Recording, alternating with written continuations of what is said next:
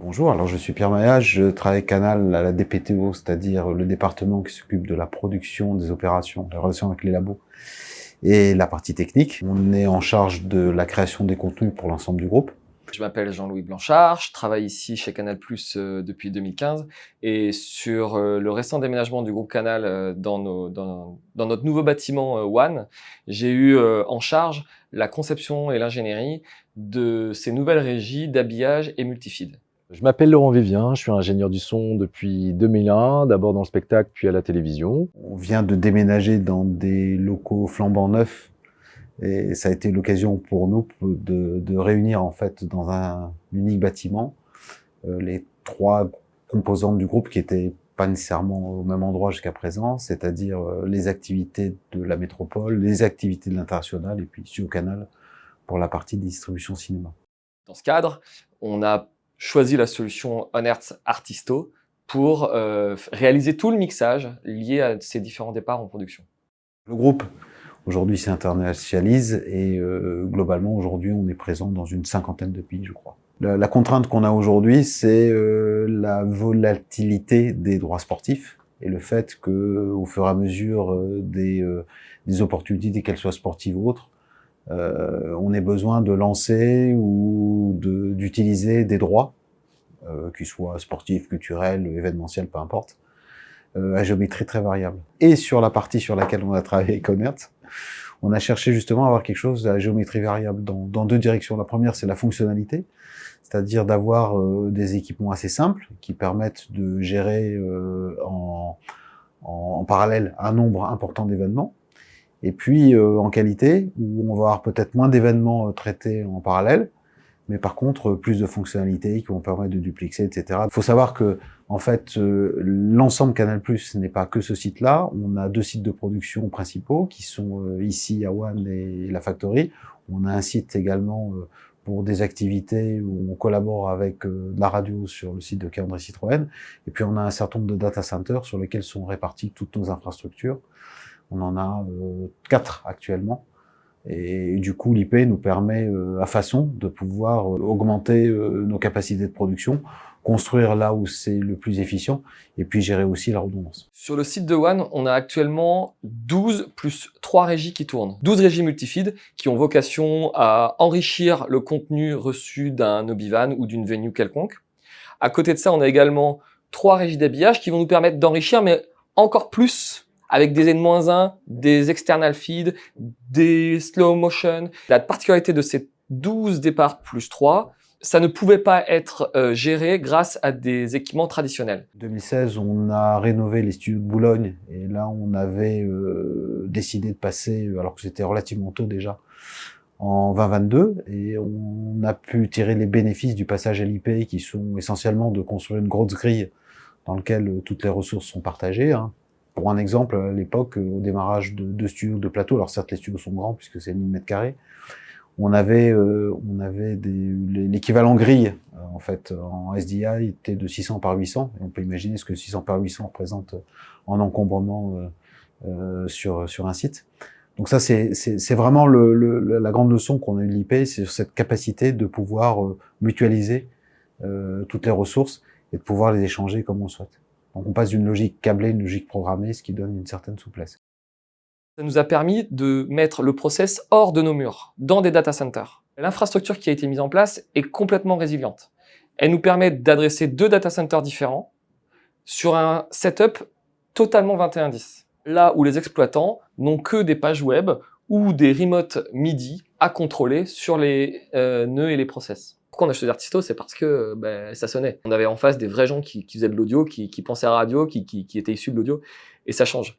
On voit souvent du process CPU qui fait appel à des semblants de consoles audio qu'on connaît habituellement en traditionnel on-prem. On les a comparés avec Artisto au début du projet. Leur produit Artisto est complètement différent de tous les workloads ou de tous les exés ou de toutes les applications qui pourraient faire de l'audio, mais qui ne sont pas forcément issus d'un monde audio. Les compresseurs étaient fins, les equalos étaient à chaque fois bien sentis, l'usage de ces nœuds était très user-friendly. Une des problématiques qui se posait à nous sur le site de One lors de la construction, c'était donc d'avoir ces 12 régies multifilés, ces 3 régies d'habillage.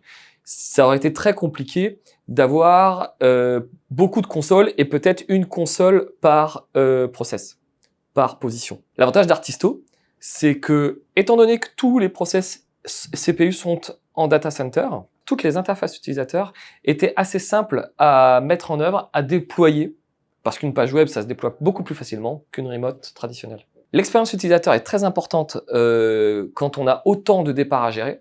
L'utilisateur ne doit pas s'en mêler les pinceaux. Et c'est l'avantage d'Artisto, c'est qu'on pouvait développer l'interface utilisateur, l'UI, comme on le souhaitait. Et donc, nous avons donné à l'utilisateur uniquement les outils dont il a besoin. Onertz a été toujours hyper réactif et à l'écoute de ce dont on attendait pour un outil qui, à mon sens, devait ressembler le plus possible à ce qu'on connaît en analogique et sur les nouveaux systèmes numériques. Artisto nous a d'abord surpris de par sa réactivité. En manipulant des interfaces HUI connectées à Artisto, il n'y avait quasiment aucune latence. Maintenant que tout est installé, j'ai particulièrement en charge le suivi, le support et l'évolution du produit avec les équipes de Onertz. Moi, ce que je veux appuyer, c'est quand même qu'il n'y a pas besoin de support. Et ça, c'est génial. C'est génial parce que c'est vraiment la logique du data center.